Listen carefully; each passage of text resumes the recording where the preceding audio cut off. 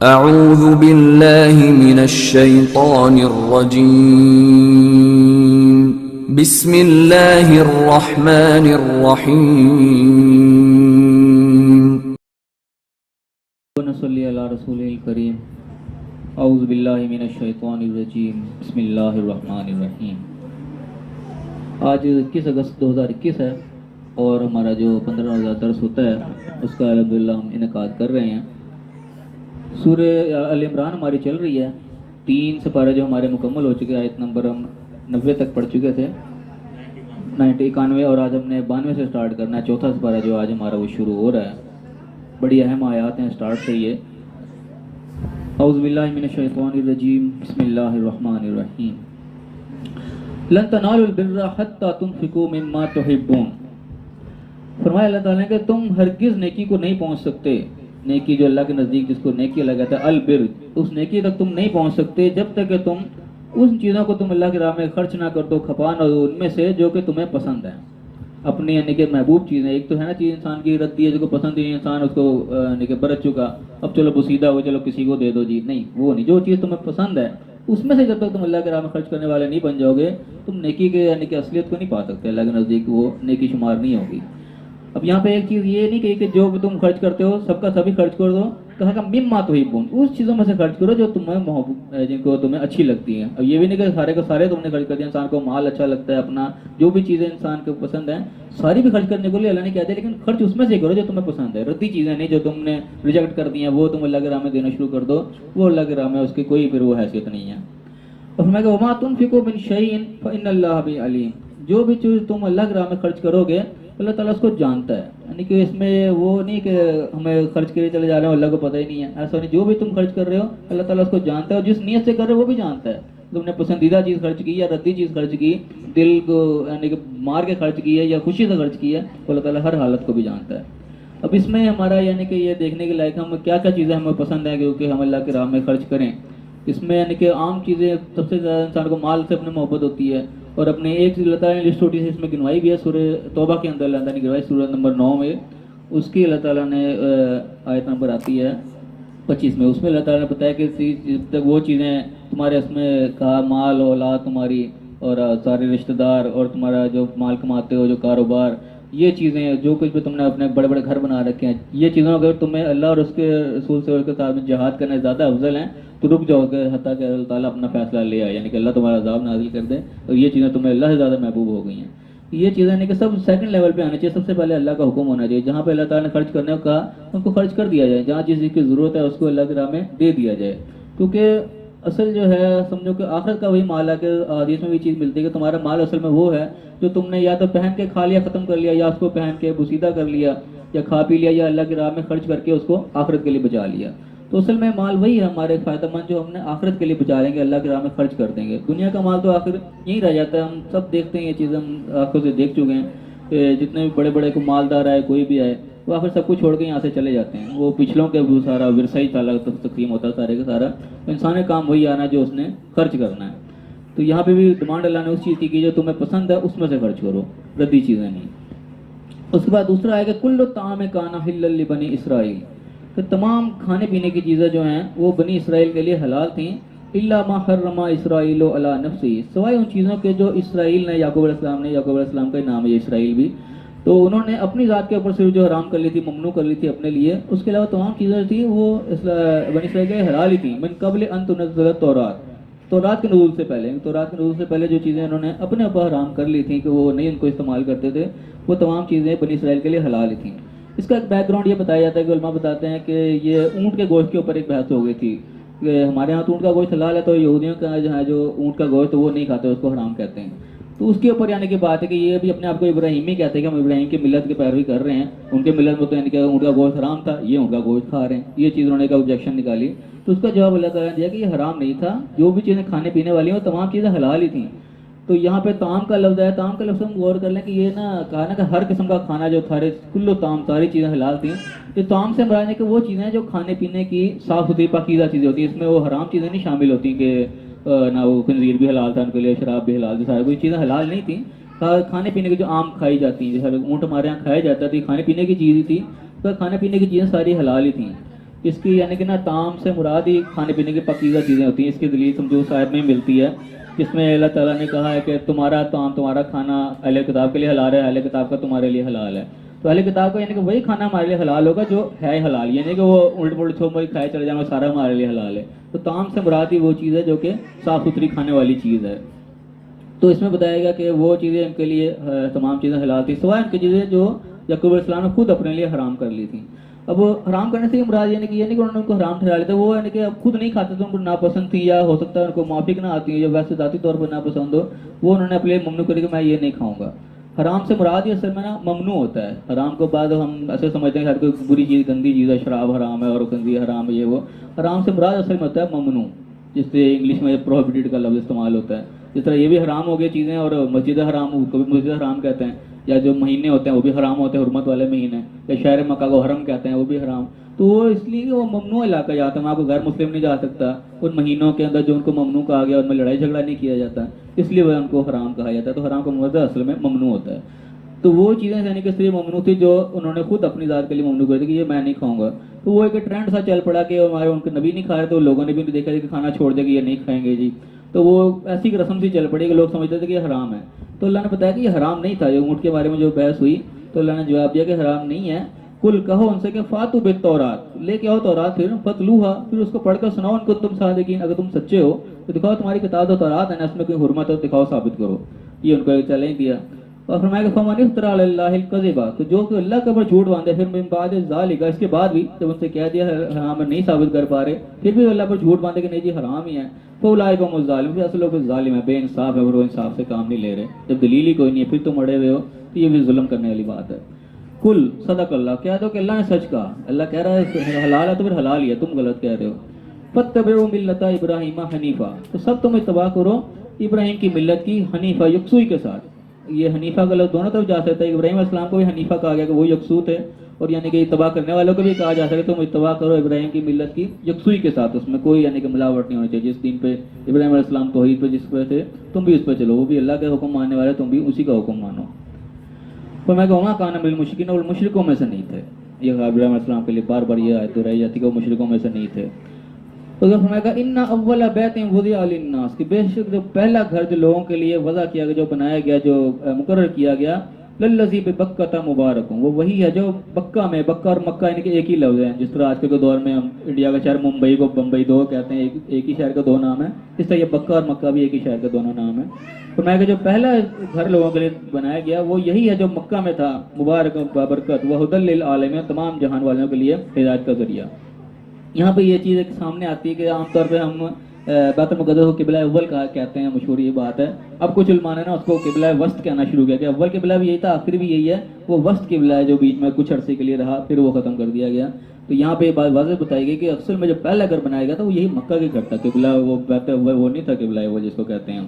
تو یہاں ایک بات اس کو صاف ستھری بتا دی گئی. میں کہا فیہ آیات بینات, اس کے اندر واضح نشانیاں ہیں. مقام ابراہیم, ابراہیم کے کھڑے ہونے کی جگہ تھی وہ. ومن دخلہ کان آمن, اور جو اس میں داخل ہو جاتا وہ امن میں ہو جاتا. یہ یعنی کہ شہر مکہ کی شروع سے خصوصیت رہی ہے کہ وہ ہمیشہ سے امن کی جگہ رہی, وہاں کبھی کوئی لڑائی جھگڑا نہیں کرتے تھے. اس یعنی کہ جہالت کے دور میں بھی جو ایک خون ریزی بہت ہوتی تھی مکے کے اندر, لیکن جو یہاں چلا جاتا تھا حرم میں, یہاں وہ خون ریزی نہیں کرتے تھے. کوئی دشمن بھی سامنے آ گیا تو یہاں اس کو نہیں وہ قتل کرتے, اس کی ہمیشہ سے جو ہے وہ تعظیم کرتے رہے ہیں. تو فرمایا کہ یہ بھی ایک نشانی ہے کہ یہ ہمیشہ سے امن کا گہوارہ رہا ہے. وَلِلَّهِ عَلَى النَّاسِ حِجُّ الْبَيْتِ, اور لوگوں کے اوپر یہ اللہ کا حق ہے کہ وہ اس کا حج کریں, اس گھر کا. مَنِ اسْتَطَاعَ إِلَيْهِ سَبِيلًا, جو اس کی طرف جانے کی استطاعت رکھے, جو راستے کا خرچ اٹھا سکے اور پیچھے کا بندوبست جو بھی کر سکے, استطاعت جو رکھتا ہو اس کے لیے لازم ہے کہ وہ اس کا حج کرے. وَمَنْ كَفَرَ فَإِنَّ اللَّهَ غَنِيٌّ عَنِ الْعَالَمِينَ, اور جو پھر اس کا کفر کرے, جیسے کہ یعنی کہ استطاعت کے باوجود بھی حج نہ کرے, تو وہ سمجھو کہ کفر کے زمرے میں جا رہا ہے, تو اللہ تعالیٰ بھی غنی ہے تمام جہان سے, اللہ کو کوئی پرواہ نہیں, تم نہ کرو, سارا جہان نہ کرے, اس کو کیا فرق پڑتا ہے. لیکن یہ ایک بات غور کرنے والی کہ جو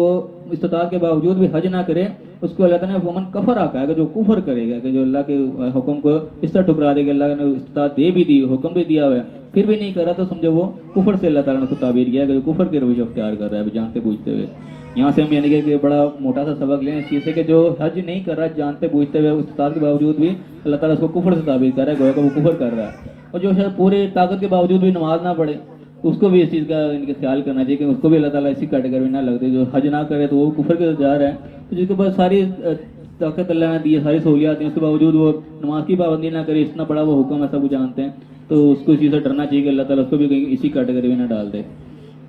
اب فرمایا کہ کل کہہ دو یا اہل الکتاب، اے کتاب والو، اے اہل کتاب، لما تکفرون بآیات اللہ، تم اللہ کی آیت کا انکار کیوں کرتے ہو؟ تو اللہ تعالیٰ ہر چیز واضح کرتے بیان کر رہا ہے، تم دیکھ رہے ہو، سمجھ رہے ہو ہر چیز کو، ہر چیز کے تم اپنے گواہ ہو، تو پھر تم کیوں جان بوجھ کے انکار کرتے ہو؟ واللہ شہید علی ما تعملون، اللہ تعالیٰ اس چیز کا گواہ ہے جو بھی کہ تم عمل کر رہے ہو۔ اب یہ اہل کتاب کو کیا کہ یہ کہا گیا کہ تم اللہ کی نشانیوں کیوں کفر کرتے ہو؟ اب یہ بھی ہمارے لیے بھی اس چیز میں بڑا سبق آتا ہے کہ اللہ تعالیٰ نے احکام جو کھلے دے رکھے ہیں، جن کو ہم جانتے ہیں، سمجھتے ہیں، اور اللہ تعالیٰ جانتا بھی جو ہم کر رہے ہیں اس کا گواہ ہے، جانتے بوجھتے اگر ہم کاموں کو نہ کریں، ہم اس کے خلاف ہی جا رہے ہیں، جن سے اللہ نے روکا ہے ان چیز کو پھر ہم کرتے چلے جا رہے ہوں، یہ سوال پھر ہمارے پر بھی آیا تھا، اللہ تعالیٰ بھی ہم سے پوچھے کہ تم نے وہ کام کیوں کیے جن کا پتہ تھا نہیں کرنے والے، اور وہ کام کیوں نہیں کیے جن کا پتہ تھا یہ کرنے والے ہیں۔ تو اس چیز کا یعنی کہ سوال تو اہل کتاب کو ہو رہا ہے، لیکن ہمارے لیے بھی یہ سبق ہے کہ ہم ان چیزوں کو دیکھیں جن چیزوں کو اللہ نے حکم دیا ہے، ان کو ہم کریں۔ جو موٹی موٹی چیزیں ہم سب جانتے ہیں، کوئی ان کو دہرانے کی بھی ضرورت نہیں ہے، ہمیں پتہ ہوتا ہے یہ کام کرنے والے پھر بھی ہم نہیں کر رہے ہوتے، جن چیز سے روکا گیا تھا وہ پھر بھی ہم کر رہے ہوتے ہیں۔ اب میں کہ کل یا اہل الکتاب، ہے کتاب اہل کتاب، لما تصدون عن سبیل اللہ، تم اللہ کے راستے سے کیوں روکتے ہو؟ من آمنا تبغونا عوجا، جو ایمان لے آتا ہے، بات کو مان لیتا ہے، تم اس کے اندر ٹیڑھ پن نکالنے کی کوشش کرتے ہو۔ کنتم شہداء، حالانکہ تم خود گواہ ہو چیز کہ بھئی یہ صحیح راستے پہ چل رہا ہے۔ آج کل بھی دیکھیں جو شخص جو ہے صحیح راستے پہ چلنے کی کوشش کرے، کوئی داڑھی رکھ لے، کوئی ٹخنے سے اوپر شلوار کر لے، کوئی جناب ایمانداری کے ساتھ چلنے کی کوشش کرے، لوگ اس کو بس تان کرنا شروع کر دیں کہ یہ تو بڑا نیک بننے کی کوشش کر رہا ہے، جی یہ کہتا ہے میں رشوت نہیں کھاؤں گا، میں نے ایسے ہی کرنا ہے، لوگ اس کے اوپر تانا زنی شروع کر دیتے ہیں تاکہ وہ یعنی کہ بدزن ہو بیچارہ، پھر اسی راستے پہ چلنے لگ پڑے۔ تو اس کی مثال ہے کہ تم ایسے راستے پہ کیوں روکتے جو الگ راستے پہ چلنا چاہ رہے ہو، تم کیوں اس کو رکاوٹ پیدا کرتے ہو؟ تم یہ ٹیڑھا پن نکالنا چاہتے ہو۔ وَمَا اللَّهُ بِغَافِلٍ عَمَّا تَعْمَلُونَ، تمہارے عمل سے اللہ تعالیٰ غافل نہیں ہے، جو تم کچھ کر رہے ہو اللہ کو خوب خبر ہے اس چیز کی۔ یہ یعنی کہ ایک تنبیہ کا انداز ہے کہ اللہ کو پتہ ہے جو بھی تم کر رہے ہو تمہیں چھوڑے گا نہیں، تمہیں پوچھ بھی لے گا، جس طرح ہم ایک دوسرے کو ڈراتے ہیں نا کہ میں دیکھ رہا ہوں جو بھی تو کر رہا ہے، یہ سمجھو کہ تنبیہ کا اللہ کا انداز ہے کہ اللہ غافل نہیں ہے تمہارے عملوں سے۔ اصل میں کہ یا الذین آمنوا، اے ایمان والو، ان تطیعوا فریقا من الذین اوتوا الکتاب، اگر تم اہل کتاب کے فریق ایک جماعت کی بات ماننے لگ جاؤ گے، یردکم بعد ایمانکم کافرین، یا پھر تمہیں ایمان کے بعد کفر میں لوٹا دیں گے۔ یعنی کہ وہ جماعت یعنی کہ ہر لوگوں کی ایک جماعت ہوتی ہے، صرف اس کے علماء کی جماعت سمجھ لو، عوام سارے تو لوگ ایسے نہیں ہوتے، لیکن جو کہ سمجھو کہ تنظیمیں کام کر رہی ہوتی ہیں، مشنریز کام کر رہی ہوتی ہیں، وہ اسی چکر میں لگی ہوئی ہوتی ہیں۔ تو ایسے اگر فریق کسی کی بات مان لو گے جو کہ اللہ کے راستے سے ہٹانے والے ہیں، تو تمہیں پھر کفر کی طرف ہی لے جائیں گے۔ وَكَيْفَ تَكْفُرُونَ، تم کیسے انکار کر سکتے ہو؟ وَأَنْتُمْ تُتْلَىٰ عَلَيْكُمْ آیَاتُ اللَّهِ، تم پر اللہ کی آیات پڑھ کے سنائی جاتی ہیں، تمہاری چیز واضح کر کے بتائی جاتی ہے، پھر تم کیوں انکار کرو گے؟ وَفِيكُمْ رَسُولُهُ، اور اس کا پیغمبر تمہارے درمیان موجود ہے۔ یعنی صحابہ سے یہ خطاب کیا جا رہا ہے، اس وقت جو بھی لوگ تھے صلی اللہ علیہ وسلم خود موجود تھے بیچ میں، اللہ کی آیتیں پڑھ پڑھ کے سناتے تھے، تو اللہ نے کہا کہ تم کیسے انکار کر سکتے ہو، کیسے تم ان کے پیچھے لوگے جبکہ تمہیں سارا کچھ بتایا جا رہا ہے۔ وَمَن يَعْتَصِم بِاللَّهِ، جو اللہ کو مضبوطی سے پکڑ لے گا، فقط هُدِیَ إِلَىٰ صِرَاطٍ مُسْتَقِيمٍ، تو وہ صراط مستقیم کی طرف ہدایت پا گیا۔ تو اللہ کے پکڑنے کے مضبوطی سے پکڑ لے، اللہ کے قانون کو پکڑ لے، اللہ کے احکامات کو پکڑ لے، جیسے اللہ نے کہا میں تو ویسے ہی کروں گا، جس پہ پکا ہو گیا وہ سمجھے صراط مستقیم پہ آ گیا، اس کو پھر کوئی گمراہ کرنے والا نہیں ہے۔ تو فی الحال ہم یہیں تک پڑھیں گے، یہاں ہمارا جو ہے رکوع مکمل ہوتا ہے۔ اس کے مین پوائنٹس پہ ہم دوبارہ ایک دفعہ نظر ڈال لیتے ہیں۔ سب سے پہلے اللہ نے کیا بات کی کہ جب تک تم ان پسندیدہ چیزوں میں جو تمہیں پسند ہے اس میں سے جب اللہ کی راہ میں خرچ کرنے والا نہیں بنو گے، تم نیکی کی حقیقت کو نہیں پہنچ سکتے۔ اپنی طرف سے تم بڑے چھوٹے موٹے نیک کام کرتے رہے کہ میں بڑے نیک کام کر رہا ہوں، لیکن اللہ تعالیٰ کے نزدیک ڈیمانڈ اللہ نے وہ کی کہ ان چیزوں میں سے خرچ کرو جو تمہیں پسند ہیں۔ یہ نہیں کہ تم نے ریجیکٹڈ چیزیں کرتے چلے جاؤ۔ انسان کو اپنا وقت بڑا پیارا ہوتا ہے، میں ابھی ٹائم نہیں، اللہ کو انسان کو بڑا آرام بڑا پیارا ہوتا ہے، میں ابھی نہیں اٹھ سکتا، میں ابھی آرام کر رہا ہوں، نماز کا ٹائم نکلتا ہے چلا جائے۔ انسان کو مال بڑا پیارا ہوتا ہے کہ میرا مال ختم ہو جائے گا۔ تو جو چیزیں بھی انسان سے محبت کرتا ہے جن چیزوں کی یہ چیز میرے پاس ہونی چاہیے، اس کو اللہ کی راہ میں خرچ کرے، اس میں سے خرچ کرے۔ جب اللہ کی طرف ڈیمانڈ آئی ہے تو وہ چیز کی محبت انسان کے دل پہ غالب نہیں آنی چاہیے، اللہ کا حکم آگے غالب آنا چاہیے کہ جب ضرورت ہے اس کو خرچ کر دو اللہ کی راہ میں، پھر تم نیکی کی حقیقت کو پا سکتے ہو، پھر اللہ کی نظر میں وہ نیکی شمار ہوگی۔ تمہاری نظر میں تو چھوٹی چھوٹی نیکیاں ہی پڑی ہیں، تو لیکن اللہ جو چیز چاہ رہا ہے وہ یہ ہے کہ تم اس چیزوں میں سے خرچ کرو جو تم بچا کے رکھنا چاہتے، بڑی محبت ہے تمہیں، وہ خرچ کرو۔ اب ہمیں وہاں تم پھر جو بھی تم چیز خرچ کرو گے اللہ تعالیٰ اس کو خوب جانتا ہے، تو کس نیت سے خرچ کر رہے ہو، کیسے خرچ کر رہے ہو، کس مال میں سے خرچ کر رہے ہو، تو ہر چیز کو اللہ تعالیٰ جانتا ہے کہ نوٹ ہے وہ کہیں ضائع نہیں جائے گی، تمہیں اس کا صلہ پورا ملے گا۔ اس کے بعد کھانے سے متعلق بات ہے کہ تمام کھانے جو بھی تھے حلال کھانے پینے کی چیزیں وہ بنی اسرائیل کے لیے بھی حلال تھیں، کوئی ایسی چیز نہیں تھی کہ بنی اسرائیل وہ حرام تھی اور بعد میں حلال ہو گئی، جو حلال تھی وہ پہلے بھی حلال تھیں۔ تو ماں سے ان چیزوں کو جو یعقوب علیہ السلام نے خود اپنے اوپر ممنوع کر لی تھی اپنے لیے، وہ ان کی ذاتی پسند ناپسند تھی، یا ان کے موافق آنا یا نہ آنا تھا، وہ ان کی کوئی شریعت میں حرام نہیں تھی، اللہ کی طرف سے حرام نہیں تھی. اور فرمایا کہ اگر ہے تھی حرام تو لاؤ تو رات پڑھو، خراب ہوتی حرام ہوتی تو اسی میں ہوتی، اور پڑھ کے سناؤ اگر تم سچے ہو تو. فرمایا کہ پھر جو اللہ پر جھوٹ باندھے، اس کے بعد کچھ دلیل نہ ہو، پھر جو دلیل اس کو جو اس کا نہ مان کے پھر اپنی روش پہ قائم رہے، تو وہ پھر ظالم لوگ ہیں، وہ پھر انصاف سے کام نہیں لیتے. جواب دلوایا کہ کیا تو اللہ نے سچ کہا، اور سب کو جنرلی سب نے اللہ نے حکم دیا کہ ابراہیم کی ملت کی اس کی پیروی کرو، جس دین پہ وہ تھے اسی دین پہ چلو. کہ کیا تھے وہ مشرک نہیں تھے، وہ اللہ کے حکم ماننے والے تھے، اللہ کے سامنے پہ کسی چیز کو سامنے نہیں آنے دیتے تھے. اور دوسری اہم بات یہ بتائی کہ پہلا گھر جو لوگوں کے لیے بنایا گیا، مقرر کیا گیا، وہ یہی تھا جو مکہ میں تھا، اور یہی سورہ سارے جہان والے کے لیے ہدایت کا منبع ہے. سر سے یہی یعنی توحید یہیں سے نکلتی ہے سب سے بڑی. اور فرمایا کہ اس میں واضح نشانیاں ہیں، مقام ابراہیم ہے اس میں، اور جو اس میں داخل ہو جاتا ہے وہ امن میں آ جاتا ہے، ہمیشہ سے یہ امن کا گہوارہ رہا. اور فرمایا کہ لوگوں کے لیے اس کا حج کرنا جو ہے وہ لازم ہے، اللہ کا حق ہے کہ اس کا حج کریں جو بھی اس کی استطاعت رکھتا ہو. یہ شرط اس میں رکھ دی کہ ہر ایک پہ نہیں ہے، جو استطاعت رکھے اس پہ لازم ہے، اور استطاعت کے باوجود بھی نہ کرے تو اللہ نے پھر اس کو کفر تشبیہ دیا کہ جو کفر کرے گا پھر تو اللہ سارے جہان والوں سے غنی ہے، اس کو پرواہ کسی کی نہیں ہے. اور فرمایا پھر اہل کتاب کو مخاطب کر کے کیا، اہل کتاب کہ تم اللہ کے آیات کا کیوں انکار کرتے ہو، جب ہر چیز تم پر واضح ہے تو تم اس کے مطابق کیوں نہیں چلتے. انکار دونوں طرح کا ہو سکتا ہے، انکار زبان سے بھی انکار ہے، اور عمل بھی انسان کے مطابق نہیں تو عملی انکار ہے، کہ مان لیا سارا کچھ عمل نہیں کرنا، وہ عملی انکار ہے. دونوں اس چیز کے اندر آ جاتے ہیں کہ تم کیوں انکار کرتے ہو اللہ کی آیات کا، جبکہ تم خود گواہ اس چیز پر جو کہ تم کر رہے ہو، اللہ تعالیٰ بھی اس پر گواہ ہے، تو تمہارے عملوں سے وہ ناواقف نہیں ہے. اور پھر کہا کہ اہل کتاب تم لوگوں کو کیوں روکتے ہو اللہ کی راہ سے، جو ایمان لاتا ہے، جو صحیح راستے پہ چلنا چاہتا ہے، تم اس کے لیے کیوں رکاوٹیں پیدا کرتے ہو، اور حالانکہ تم خود گواہ اس کے اوپر کہ ہاں راستہ یہی صحیح ہے. اصل میں ہمیں بھی سب کو پتا ہوتا ہے کہ جس راستے پہ چل رہا ہے وہ ہے صحیح، لیکن دنیا داری کے چکر میں جو ہے نا اس کو ٹچکریں کرنا اور اس کے لیے رکاوٹیں کھڑی کرنا، یہ عام طور پہ دنیا میں ابھی بھی ہوتا ہے. اور میں کہ اللہ تعالیٰ تمہارے عملوں سے غافل نہیں، جو بھی تم کر رہے ہو اس کا تمہیں بدلہ بھی دینا پڑے گا، اس کا جو ہے بھگتنی پڑے گی سزا. اور میں کہ اے ایمان والوں کو تم اہل کتاب کے گروہ کی تم بات ماننے لگ جاؤ گے، جو وہ کر رہے ہیں ان کے پیچھے چلنے لگ پڑو گے، تو پھر یہ تمہارے دوبارہ اسی روش پہ لے جائیں گے، تم کفر سے ایمان کے بعد دوبارہ کفر کی طرف لوٹا دیں گے. اور فرمایا کہ تم کیوں ایسا کرو گے، کر کیسے سکتے ہو جبکہ تم پہ اللہ کی آیتیں سنائی جاتی ہے، کہ تم کوئی غفلت میں نہیں ہو، تمہارے پاس ہر چیز پہنچ گئی، تمہارے پیغمبر اللہ کا موجود ہے، پھر تم کیسے ان کے پیچھے جاؤ، کیسے تم کفر کے روش پہ چلو گے. اور میں کہ جو پھر اللہ کو مضبوطی سے پکڑ لے، اللہ کے حکموں کا پابند ہو جائے، تو وہ صراط مستقیم پھر پا چکا، اس کو ہدایت مل گئی. ہدایت کا یعنی کہ اللہ کے نزدیک وہ یہی ہے طریقہ کو کیسے پہچاننے کہ میں ہدایت ہوں، کہ وہ اللہ کو مضبوطی سے تھام لے، جہاں اللہ کا حکم ہو وہاں پہ وہ پکا ہو جائے، اس سے آگے پیچھے نہ ہٹے، تو وہ سمجھ لے کہ میں بھی سیدھے راستے پر ہی ہوں. اللہ تعالیٰ سے دعا ہے جو بھی کچھ سمجھا ہے ہمیں اس پہ صحیح عمل کرنے کی توفیق عطا فرمائے. اس کے بارے میں کہ کس نے کوئی سوال کرنا ہے تو وہ کر سکتا ہے. اللہ تعالیٰ ہمیں قبول فرمائے، عمل کی توفیق عطا فرمائے. آمین. وآخر دعوانا الحمدللہ رب العالمین.